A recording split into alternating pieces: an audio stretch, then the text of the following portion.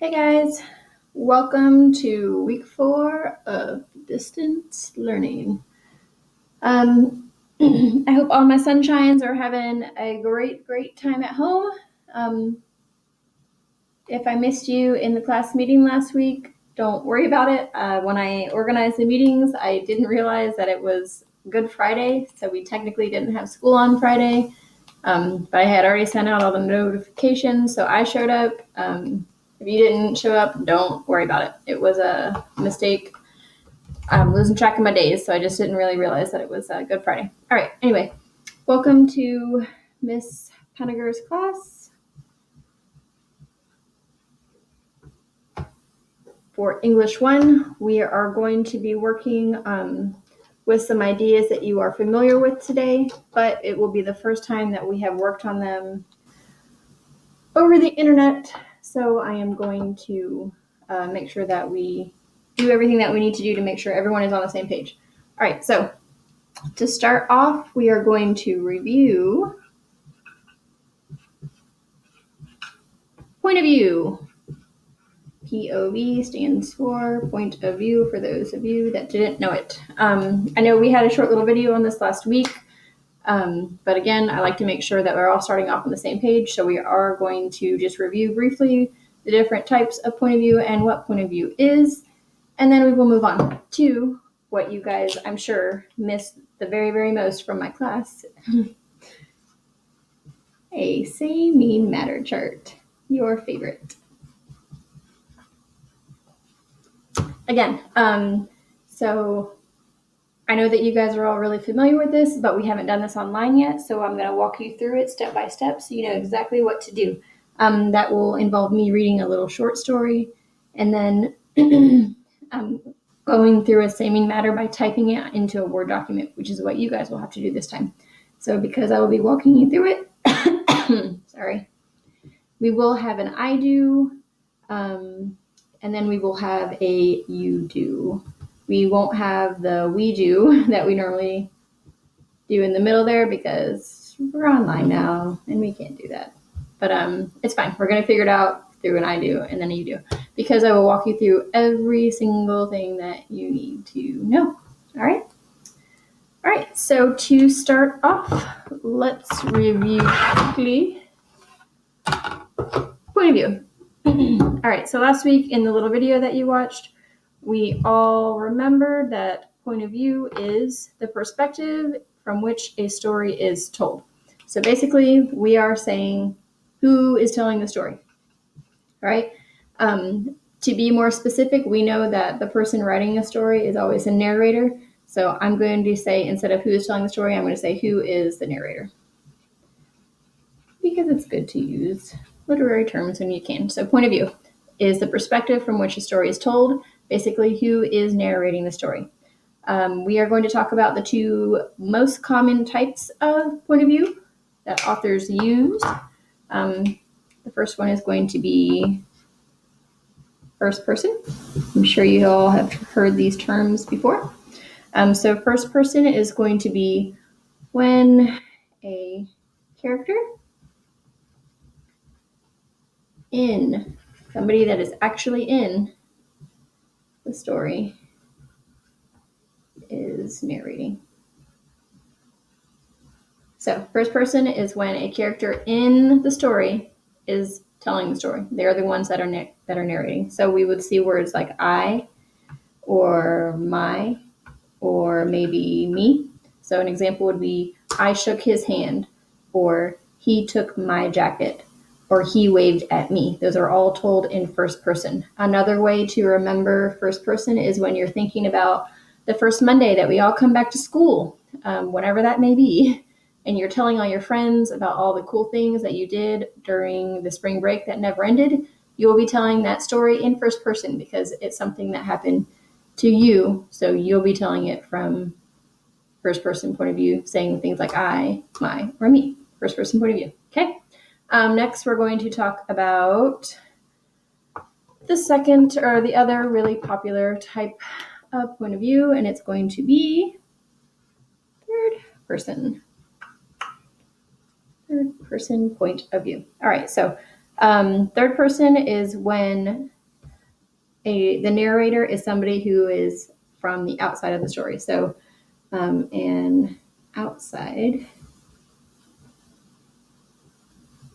narrator tells the story. Somebody from the outside, not a character from the story. So an example of this could be, she shook his hand. She shook his hand. The person here is just describing what's happening from the outside. So she shook his hand would be an example. If I said another example for third person could be, John said, hey, Susie. John said, hey, Susie. That's just, again, somebody describing what's happening from the outside. All right. So we have first person and we have third person. You're probably, if you haven't asked yourself, why haven't we talked about second person? It's because people don't write in third person because it's hard to do with stories. It's easier to do with movies or shows, but second person is a real thing. We just don't ever teach it because we very rarely find books that are written in second person. But that's when the author, the person that's writing the book, makes you the main character. So they would say things like, you sit in the car and close the door. You turn the key and rev the engine to begin the race. They're making you the main character. It's really hard to write stories like that. The one that I tried to read, it was weird and boring.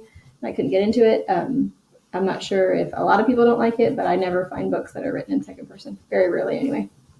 All right, so we've talked about the two big ones that we are going to focus on, first and third person, and now we need to make sure that we understand the difference between these three things. So the first one that we're going to talk about is omniscient. You guys have probably already all have heard this. If we take this word and we break it down, the word omni means all, and the word, it's not exactly this, but the root word that it comes from is scienta, I believe is how you say it. And it means knowledge or knowing. So literally, omniscient means all-knowing. So basically, what that looks like is when the author or narrator is telling the story and they can see inside the thoughts of all the characters. So they know what's going on inside the head of every single character in the story. They know everything. They are all-knowing. They're omniscient. So you can have third person omniscient, which means that somebody is describing all the events from the outside, but they still know everything that's going on in everyone's head. Next, we're going to talk about limited. Limited is different in that they only know the thoughts of the main character. So if it is third person limited, they could still be describing everything from the outside, but they still have the thoughts of the main character. So it's limited. And then finally, down here at the bottom, we have objective. And objective is just going to be just describing. Whoops. Just describing, doesn't have access to any inner thoughts. So we have omniscient, all-knowing. They know everything that's going on. We have limited, only know that's when the narrator only knows the thoughts of the main character. And then we have objective, and that's just describing, the narrator is just describing the events that are happening, and they don't know any at all, none. They know no inner thoughts. All right. So we have reviewed first person and third person. We know what it's all about. We've talked about omniscient. We've talked about limited and objective. If at any time you want to pause this video and take notes, you absolutely may do that. But now we are going to move on to the next part of our class, which is your favorite, the Say Mean Matter. So what I've done for this is I am going to show you exactly what I need you guys to do by showing you, I guess. And what I did was I found the shortest possible short story that I could find. The shortest story. Look, it's the shortest short story ever.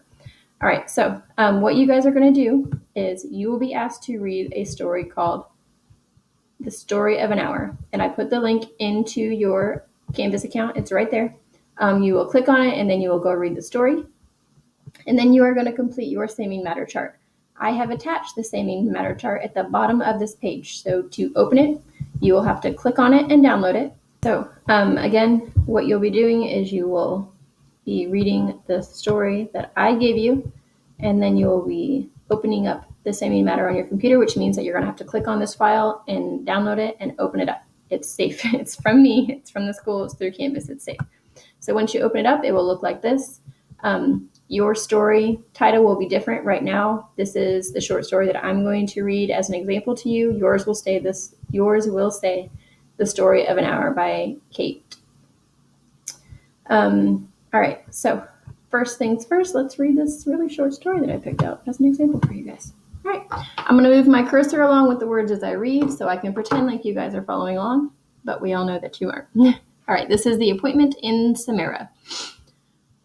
There was a merchant in Baghdad who sent his servant to the market to buy provisions.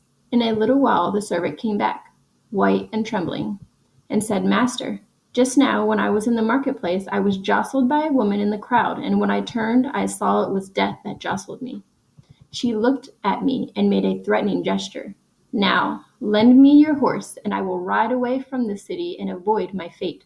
I will go to Samarra, and there death will not find me." The merchant lent him his horse, and the servant mounted it, and he dug his spurs in its flanks, and as fast as the horse could gallop, he went. The merchant went down to the marketplace, and he saw me standing in the crowd, and he came to me and said, "Why did you make a threatening gesture to my servant when you saw him this morning?" "That was not a threatening gesture," I said. "It was only a start of surprise. I was astonished to see him in Baghdad, for I had an appointment with him tonight in Samarra." All right, short and sweet, right? So to recap, we have this servant who is in the marketplace and gets jostled by a woman. He thinks that she makes a threatening, scary gesture towards him, and he says that she is death. So he runs back to his master and says, "Let me borrow your horse. I'm going to leave Baghdad. I'm going to go to Samarra, and I'm going to avoid death." After he flees, his merchant master goes to the marketplace. He finds this woman and says, "Why did you make this threatening gesture at my servant?" And she says, down here at the bottom, "That was not a threatening gesture. I said it was only a start of surprise. I was astonished to see him in Baghdad, for I had an appointment with him tonight in Samarra." Or Samarra, I'm not sure how to say it. So we see here at the end that the servant fled to this different destination, only to find out that she's already meeting him there in the end. So it kind of creates this ironic situation here at the end. But it's a nice little short story, short and sweet. After we read our short story, we're going to go to that Say Mean Matter chart that we opened from my Canvas page. And you are just going to type in the things that you need in each column. So I have here at the top a reminder point of view. It's the narrator's position in relation to the story being told. So basically who's telling the story. For the say, it says, select one line that is an example of point of view. For the mean, it says what point of view is the story told in, and how does that affect how the story is told? How does the author use point of view to enhance her short story?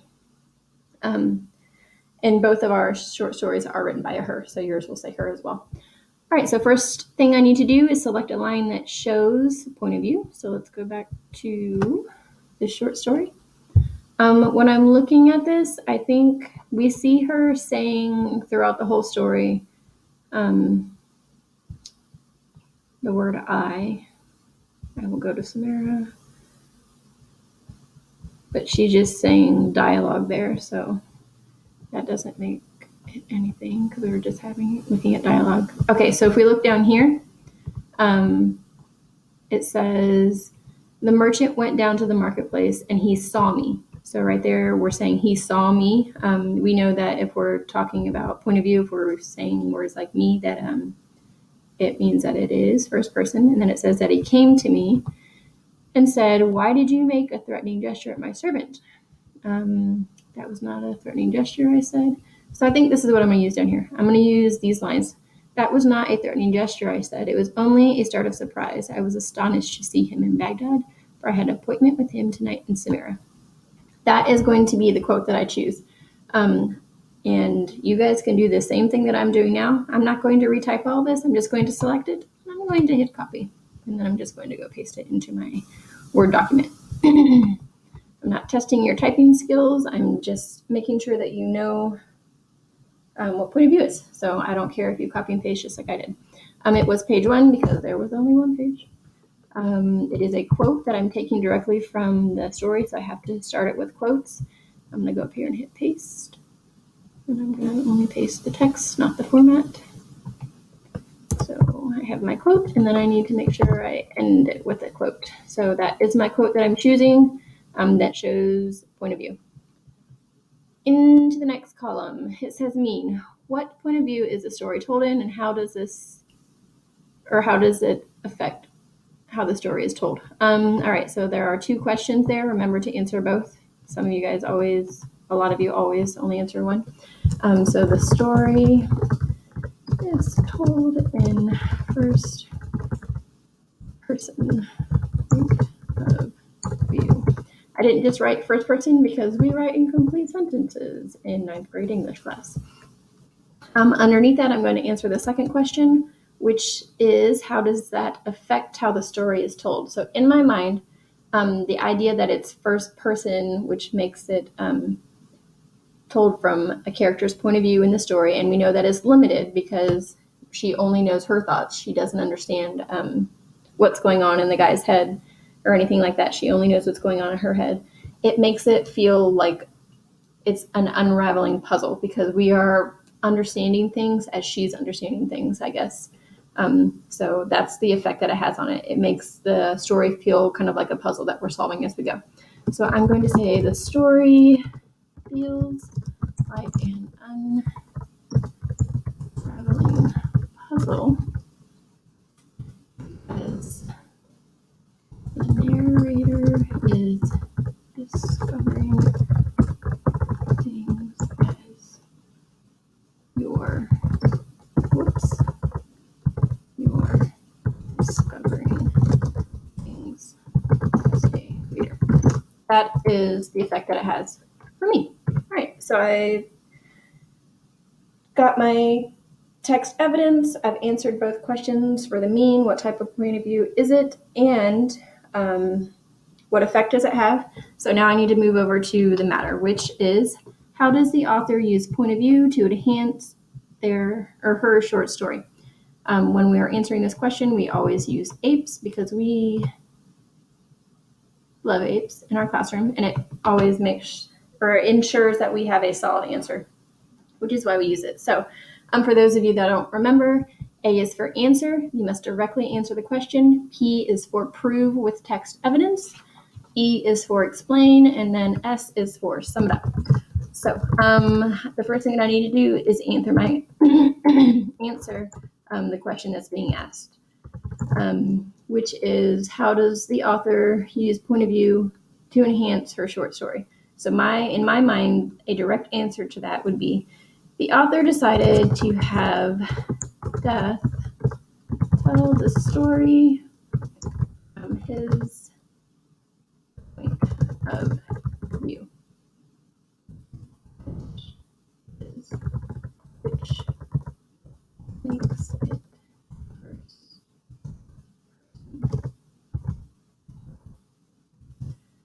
which which makes it not fist. It makes it first. The author decided to have Death tell the story from his point of view, which makes it first person, which makes it first person. Point of view. That is my direct answer. I've answered the question. I've said that it is told in first person point of view. When we're answering our questions, it's always good to at least mention the author or the title at least one time. So I'm going to say the author decided to have Death tell the story from his point of view, which makes it first person point of view. And then I'm going to just have the title, The Appointment in Samara. I don't know. Okay, so that is my direct answer. So the next part is prove, explain, and summarize. So I'm going to give a little bit of backstory to make sure that my quote makes sense, because I can't just put a quote in, because if you just put a quote in next, it doesn't flow and it doesn't make sense. So I'm going to say, in the story, comma, in the story, a servant is frightened by a woman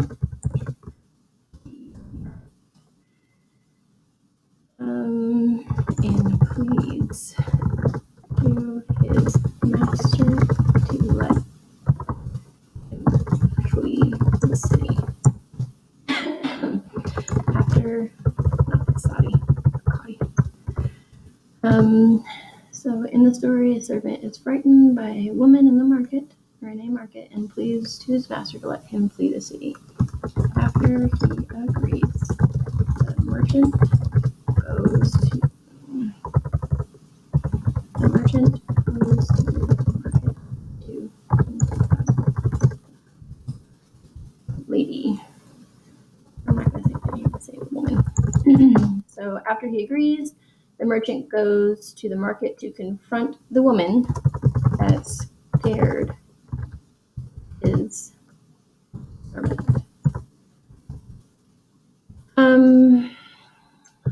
So when he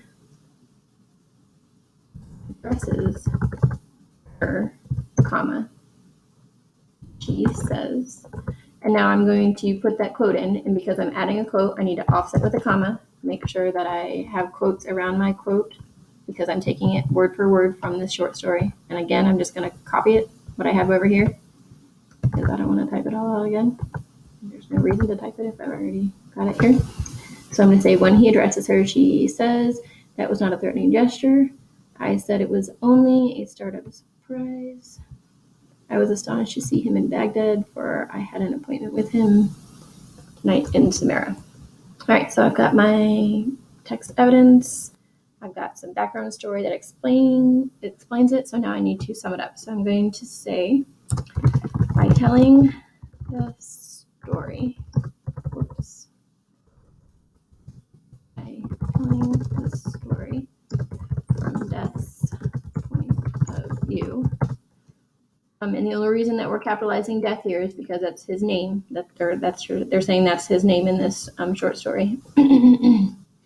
So by telling the story from Death's point of view, but keeping it limited, because we know that he can't see inside of everybody's thoughts.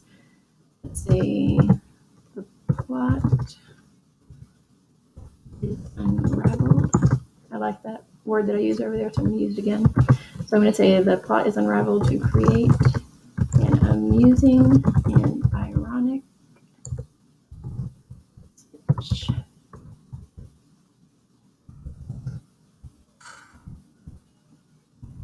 situation. All right. Because that's what happens, right? We see him fleeing to the city to get away from Death, and we know that that's where Death is expecting him anyway. So that's the irony there. All right. So again, we have our A, which is answer. I'm going to make that a pretty yellow. Down here in my saving matter, I have taken the question that is asked and I have answered it directly. This is the first thing you always do. Answer your question. Next, we have prove with text evidence. I decided in this answer to prove with text evidence after the background information. So my text evidence is down here. Then we have explain or analyze the quote or the text evidence provided. Let's make this one a pretty blue. And my explanation comes before my quote in this case. And then we need to always sum it up at the end and make sure that we've identified all the parts and pieces. So that's what I've done here at the bottom. I've summed it all up, and I made sure that I knew that it was limited and that it was first person point of view. So once you are done with your Say Mean Matter chart and you see that you have all 4 parts, to what you will do is you will go to Save As. I'm going to put it here. And you will put your last name first. And then you will put your first name, because I have quite a few students with the same last name in the same class, so I need both names. So make sure that you put your last name first, then your first name, and then you're going to put Say Mean Matter. And then you're going to put POV for point of view. And you will hit save wherever you decide to save it. Once you are done, you're sure that this is your 100% answer, you're going to go back to, okay, you're going to go back to this Canvas page where your assignment was given in the first place. I can't see it because I am not a student and I don't have student view here, but there will be a reply button at the bottom, and then you will just upload your file into the Canvas assignment. And that is all she wrote. All right, so you guys are not going to be using the same story that I read to you today. You will be using The Story of an Hour by Kate Chopin, I think is how you say her name, or Chopin, I'm not sure. So basically, this is a story written in 1894 by a very famous author, and I believe she was one of those authors that was, I think, famous while she was alive, which is cool. Not often does that happen, so it's always a good thing when it does. We know that she was born in St. Louis, Missouri in 1850. She married when she was 20 years old. And in the next 8 years, she had 6 children, which is way too many kids. Shortly after, her husband died, and I believe that she wrote most of her stories after he passed away. But most of her stories had a feminist theme, and it was indicated that she was a much happier woman after her husband had passed. Just to give you a little background on her life, and it will make the story make a little bit more sense that you know that as well. All right, that is pretty much everything. If you have any questions about anything at all, you know to just send a message on Remind 101 or on Canvas, or even email. Just get a hold of your teacher in whatever way is best for you. Good luck with your assignment, and I hope that you guys are having a great week.